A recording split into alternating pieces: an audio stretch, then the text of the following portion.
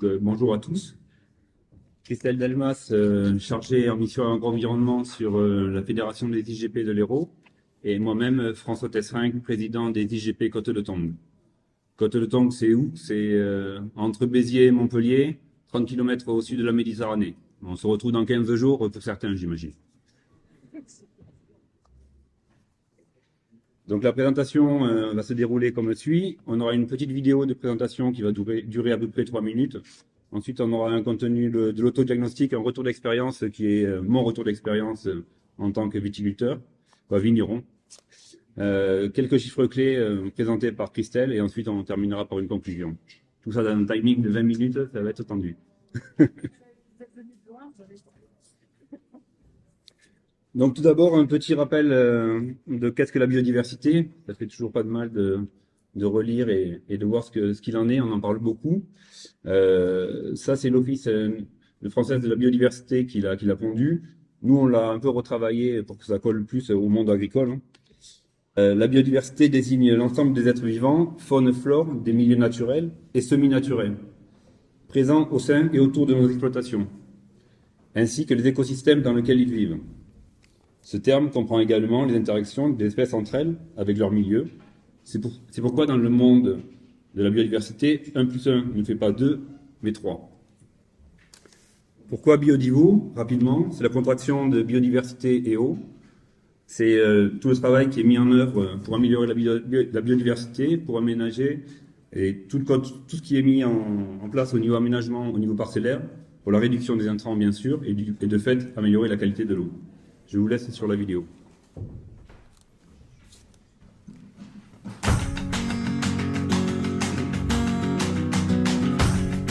La Fédération héroltaise des IGP conduit depuis 2012, avec les Côtes-de-Tong, le programme Viticulture, Biodiversité et Qualité de l'eau en Pays d'Hérault. À la suite de la réalisation d'un diagnostic biodiversité et d'enquête d'acceptabilité auprès des vignerons, un groupe de travail s'est formé avec quelques vignerons des IGP Côtes-de-Tong et des écologues du Conservatoire des espaces naturels Languedoc-Roussillon. Ce travail a montré que la biodiversité était à la fois un enjeu important sur le territoire, avec la présence d'espèces emblématiques et patrimoniales, mais aussi un élément fédérateur au niveau des adhérents. Nous, vignerons, avons donc décidé de créer un outil d'évaluation de la biodiversité dans le but d'adapter nos pratiques vers une meilleure prise en compte de l'environnement. Cet outil devait être à la fois collaboratif, accessible à tous, reproductible et permettre un suivi dans le temps. C'est ainsi que l'outil Biodivo a vu le jour en 2012.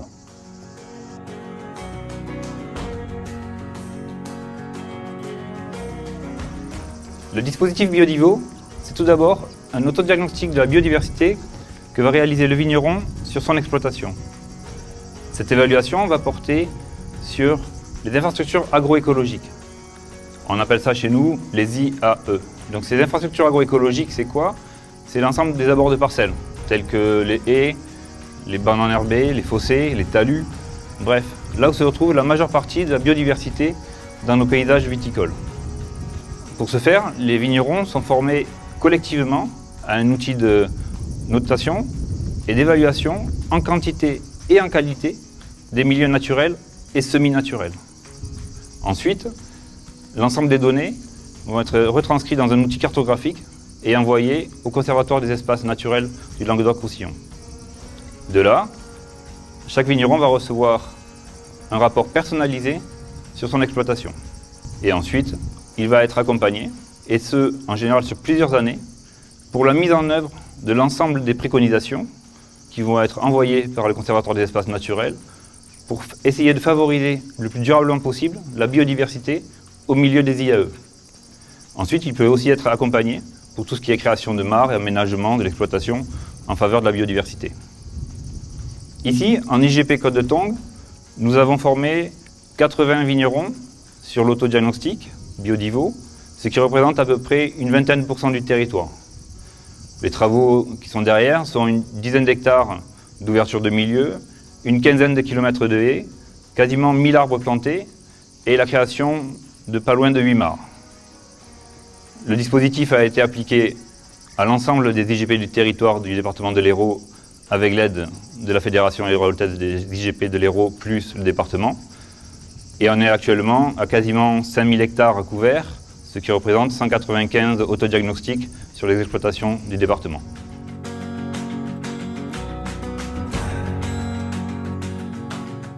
Donc, en 2014, un accord de consortium a été signé entre différents partenaires afin de consolider et de pérenniser la démarche.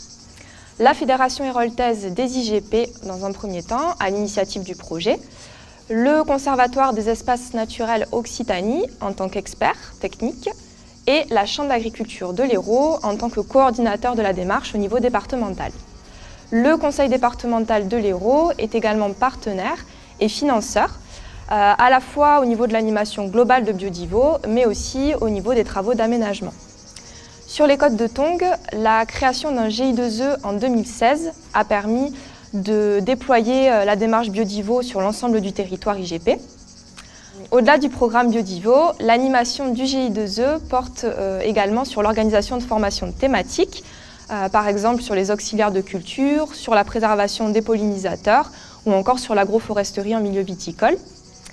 En parallèle, les vignerons sont accompagnés depuis 2015 dans la contractualisation de mesures agro-environnementales et climatiques, les MAEC, sur des mesures de réduction des herbicides sur près de 900 hectares au niveau du territoire IGP.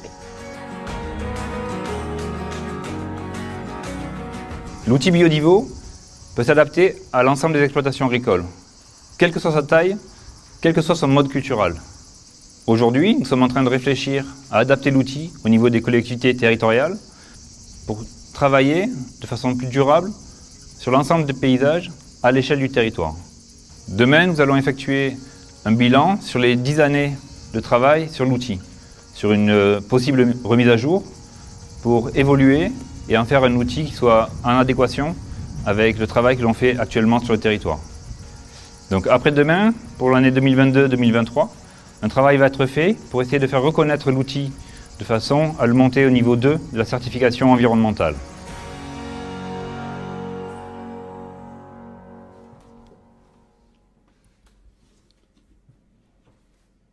Donc Biodivo.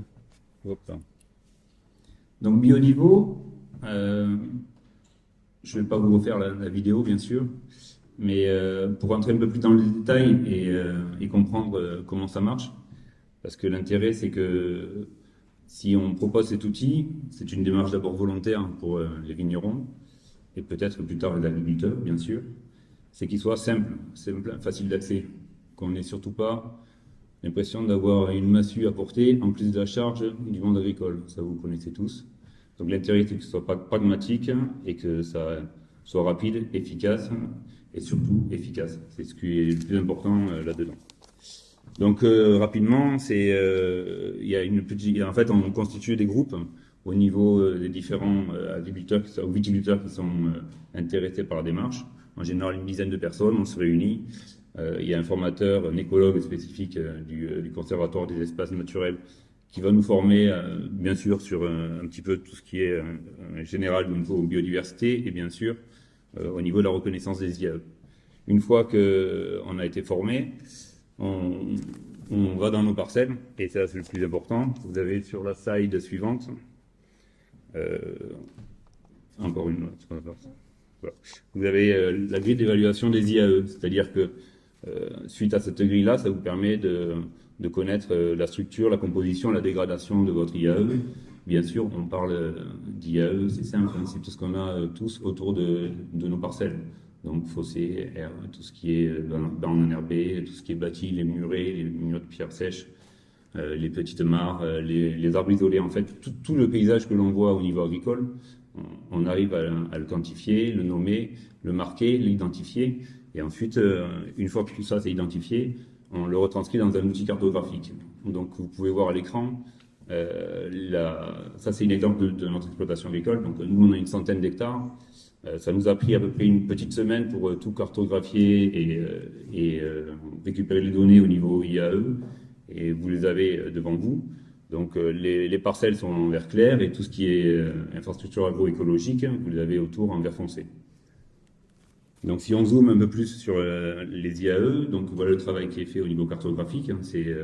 Vous avez des parcelles en vert clair, et ensuite vous avez en vert fluo le petit point vert qui est au milieu de l'IAE, de la parcelle. Ensuite vous avez quelques arbres plantés, ça c'est une haie qui a été plantée pour faire un corridor écologique. Ensuite sur votre gauche vous avez les arbres isolés. Bon bref, l'intérêt c'est que l'ensemble est répertorié, classé et inventorié.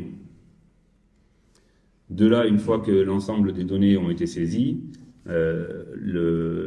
l'écologue qui nous a suivis, qui nous a formés, va récupérer l'ensemble des données et va nous faire une synthèse en fait de l'ensemble de ce que l'on a marqué. Et on a une petite photo de l'ensemble de notre exploitation. Donc là, vous pouvez voir surface artificialisée, on parle de surface cultivée, bien sûr, autour de 30% d'IAE et le reste en surface cultivée. Et là-dedans, quelles sont la qualité des IAE? Vous avez moyen, donc ça, il y a du travail à faire. Bon, c'est l'état est à peu près général, et après, non évalué ou défavorable, c'est dû à des présences qui sont exotiques ou autres. Comme chez nous, la canne de Provence, qui est une zone, qui est un élément qui a envahi tous les fossés. Bon, bref, en fait, il y a toute une réflexion à avoir, et ça nous permet d'avoir une image à l'instant T. L'intérêt, c'est que une fois qu'on a cette image-là, derrière ça, l'écologue va nous faire des préconisations. Donc le plus important, c'est quoi? C'est aller de l'avant, voir ce que l'on peut faire au niveau biodiversité pour améliorer la biodiversité. Après, on parle de l'échelle humaine, donc on est très petit là-dedans. Donc on essaye de faire un petit peu de travaux, bien sûr, pour améliorer tout ça.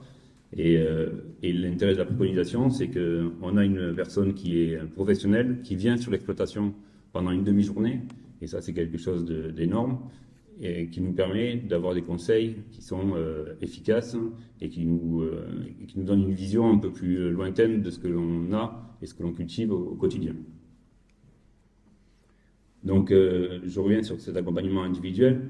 Une fois qu'il est passé dans l'exploitation, il nous propose des préconisations. Donc, préconisation, qui dit préconisation, dit travaux derrière, pour faciliter et améliorer la biodiversité, l'ouverture des milieux, pour permettre une meilleure biodiversité au sein de nos parcelles.